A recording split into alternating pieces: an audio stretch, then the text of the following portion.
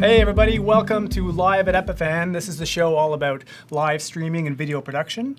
And I'm George. And I'm Matt. And we've got another great show for you today. Very popular topic. What are we going to talk about today, Matt? Today we're going to talk about the best cameras for Webcaster X2. I know that's a little bit of a tough subject at times, but we're going to try to cover a wide range of different things, talking about different signals, connection types, a little bit of audio. Yeah, this will be your primer for everything you need to know to choose a suitable camera for the Webcaster. So, those of you who don't know, this is a live streaming device for YouTube and Facebook, and we advertise it as accepting any HDMI source. Yes, and absolutely. It can take any HDMI camera, however, it may not always play well with the Webcaster. The source is the most important part that we have, or the signal type. Yeah, what we've learned is that cameras can be very specific about which kinds of resolutions and output settings they permit over their HDMI. So sometimes it's tricky finding out that information. That's what we've learned, right? Absolutely, yeah. So we try to aim for 720 or 1080. So 1920 by 1080 or 1280 by 720 is the resolution, and Webcaster is specifically looking for progressive type signals. Right, so non-interlaced. So your broadcast cameras not going to work. Yeah, so you want to try and keep it to progressive as much as possible. Now, we also understand that sometimes that can be a little bit frustrating to find that information with cameras. Unfortunately, there are some limitations. We do everything we can to help you. I work with the support team, so of course, if you guys have any questions, you can always reach us with the support team, either on live chat or through an email, or even give us a phone call, and we'll do everything that we can to try and assist you to figure out if you've got the right camera or the right setup. And don't forget, during this live show, let us know if you have any questions or comments. We're on Facebook and YouTube. Matt's here watching the comments come in so we'll try to answer any questions you have about it. So now, if you've been a watcher of our show, we hope that you've subscribed. If you haven't, please do so on YouTube and on Facebook.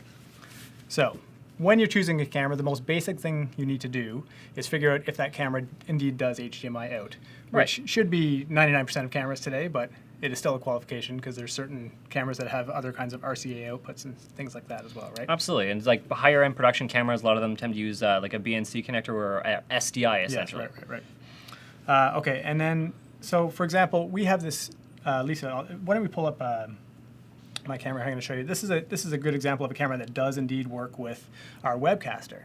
But one of the challenges is camera manufacturers don't always advertise how they output video over HDMI. Right. So if we check out the specs on this specific camera, we can see they have a listing here. Let me scroll down here. It talks about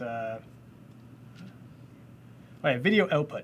So that's the one critical piece of information that I need here, and it tells me that it does one HDMI, and it lists Ultra HD 4K supported. So essentially, no information about the actual signal it tells me type. it does 4K and HD over the HDMI output, but it doesn't specify the resolution, and it doesn't specify whether it's progressive or interlaced. So you can do a deep dive on this in Google and sometimes find this information, and sometimes you need to just plug it into your television at home over an HDMI cable and see what kind of signal you're getting that way. Absolutely.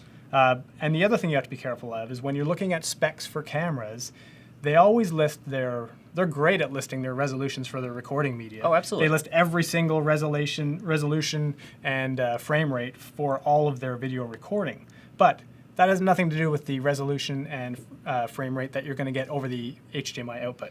So do not be confused by the recording formats that they support. Now, if you're really lucky, the recording and the output will have similar or identical different signal types. That would be nice. But some higher end cameras that we've seen a lot of may require a combination of settings between the recording codec and the profile that you choose, as well as the video output settings. If those don't match, or if they're not aligned in a certain way, even if it says it can output progressive, you might end up with interlaced. Right. There's also a lot of cameras that do HDMI output that's not clean. So maybe you could tell people what a clean HDMI output is as opposed to a dirty HDMI output. Well, let's roll it back. Let's talk about like the late 80s, early 90s. Sure, you've got those family at home videos, and what do you see in every single video? You've got that little red dot, the battery bar in the top left-hand corner with the timestamp at the bottom. Dirty HDMI output. You essentially get... Actually, that's dirty recording format, but... Essentially, but you essentially just get all the display information from the actual camera itself. Yeah, and some cameras allow you to turn that off. Many of them do, but a lot of the older SLRs might not do that, and even some of the current SLRs don't allow you to turn off the HDMI the display information over HDMI. Right, so by clean we just mean there's no extra information or display menu settings that we normally see on the actual video feed. The next really important, it's more of a feature that you want to look for when you're trying to spec a camera for Webcaster, is how are you going to handle your audio? So the video part is relatively easy. Like, you know what kind of video you're going to get from a camera, but you really have to think hard about how are you going to bring in audio over that one HDMI source that you can bring into your Webcaster. You need to bring in your audio and your video. So you have a couple of options. You can get a camera that has great audio capabilities, that, like our C100 that we're shooting with today, it has XLR inputs and all kinds of things like that. Other cameras have a 3.5 millimeter input for audio. Some cameras have no audio input whatsoever. So what do we do there? Well, some of the most common cameras you'll see are the ones that'll have the 3.5 millimeter input for a microphone. You'll see a lot of that with camcorders, handhelds, that kind of thing. A lot of the higher end cameras will typically have like the XLR inputs for the audio. Now, of course, we're not saying please go out and buy a $1,000+ camera to make this work, because obviously, if you're looking at a Webcaster, you're looking for a very cost-effective way of doing your live stream. So, first option up, if you can get a 3.5 millimeter input, microphone input onto your camera, and you have the ability to add some volume settings for a lapel microphone or any sort of handheld microphone. You're off to the races. But sometimes your camera obviously won't have any sort of audio input on it, and then you're left scratching your head going, well, how do I get the... So like a GoPro, for example. GoPro you can take these great pictures with, but all you have is an internal microphone for that. So It's awful. Well, yeah, it's great at capturing your the sounds of your mountain bike as you plummet over the cliffs, but it's not as great at capturing a room sound. So for something like that, you can use an audio inserter. We have another show that we talked all about what that audio inserter is. I'll show you a quick picture of it here. It's from Monoprice, and it's $44. And this, you can take your video feed and your audio feed and marry them together into one sweet HDMI feed that you can bring into the Webcaster. Right, so absolutely. So if you're it's going to a nice little fix for those kind of cameras that don't have great native audio. Exactly. So, for example, let's say if you're doing a church service or you're at some sort of business conference and you've got a mixer with like 9 or 10 microphone inputs or something going into it. Well, how do you get that analog audio in a Webcaster? Well, with an HDMI inserter, you have the ability to do that. Yeah, it's a really nice quick fix, and we've had a lot of customers who've told us they've used it and it works pretty well. So, okay, so we've talked about a lot of the input settings. Now, there's one little caveat which you told me about, which is about the recording / HDMI, one or the other setting that some cameras have, right? Yeah, so we've tested a couple of cameras even out in the field when we scratched our heads for quite a large amount of time on, where we had it all set up for 1080p output, but then at some point the recording codec on the camera was changed, and upon that happening, suddenly nothing was being output. So the recording codec had to be exactly the same as the HDMI output setting. Exactly. So we had the output set at 1080 progressive at 30 frames per second. Right. The recording codec was set at it's like 720p at 60 frames per second, and suddenly it was an interlaced camera.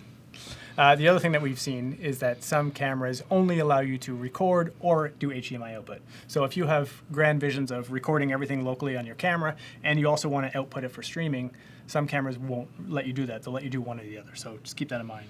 Now, a little trick, if you guys have got a camera already and you're just curious to know if you can output and record simultaneously, you just take HDMI out from your camera, plug that into your television. You should be able to see picture and get some audio out of that camera. If you hit the record button, if that is all still on the screen, then you should be good to go.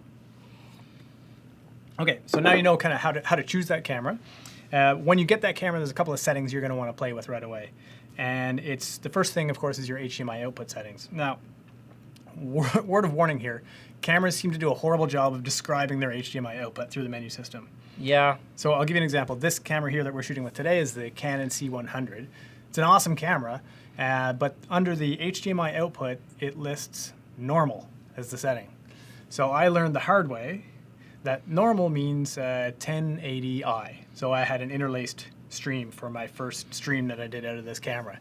And then I changed it to some other setting, and that gave me a progressive feed. So it just wasn't very descriptive. And I've looked through all the other cameras that we've used. They all have very strange, it's just not conventional language for describing their HDMI output settings. Right. So you have to dig deep into those menus.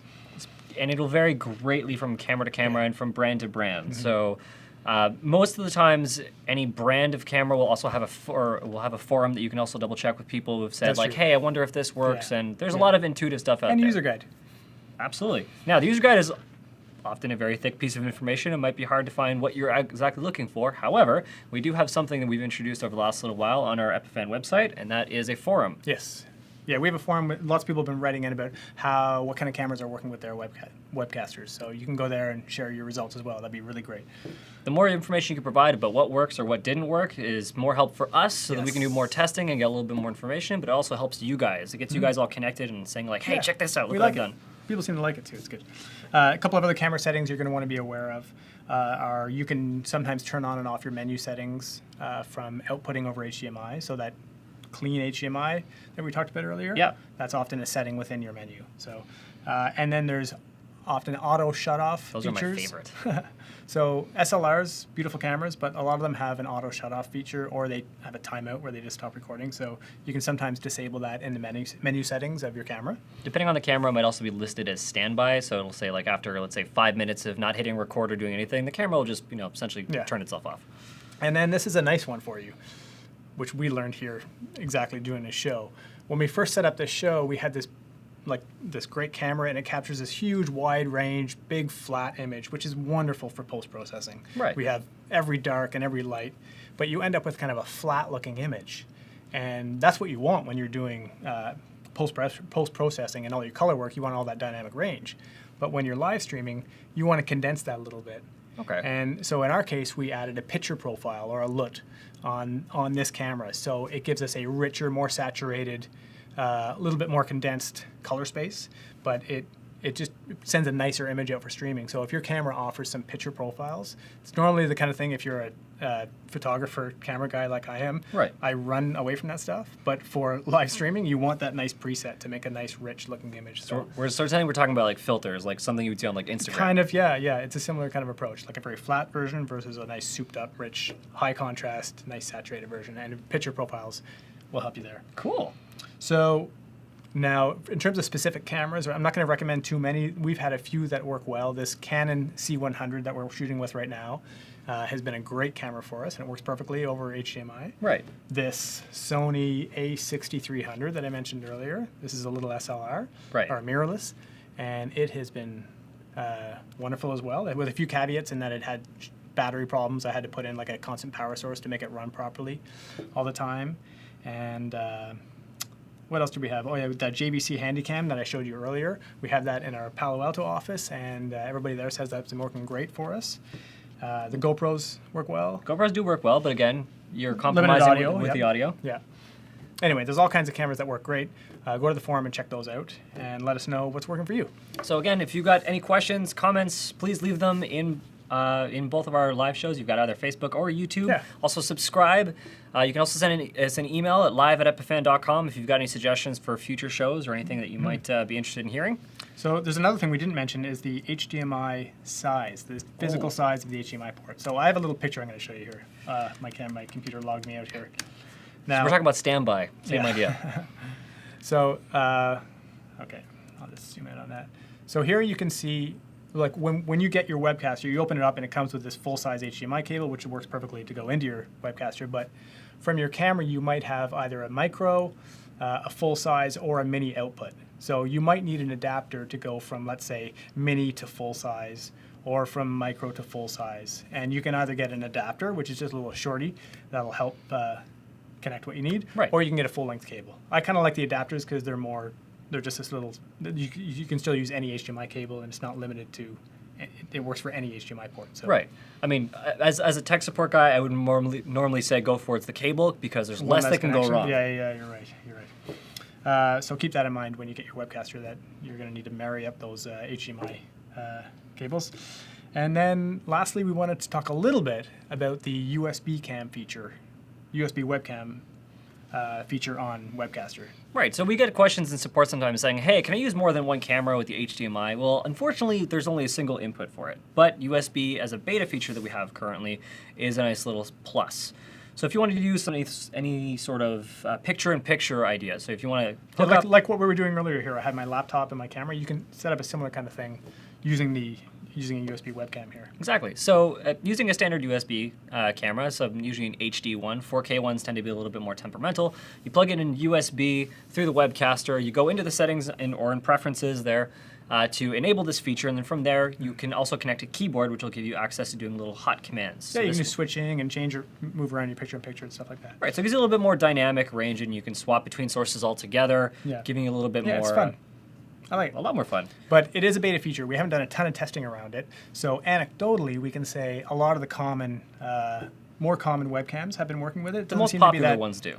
fussy about it, but like as you mentioned, some of the 4K ones not as good. Some of the video grabbers not working.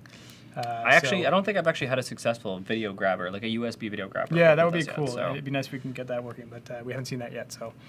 So that's everything we know about connecting cameras to your Webcaster. If you have any questions, let us know. Let us know what you want us to talk about on the show. We're always looking for topics. Sometimes frantically, like I was on Monday.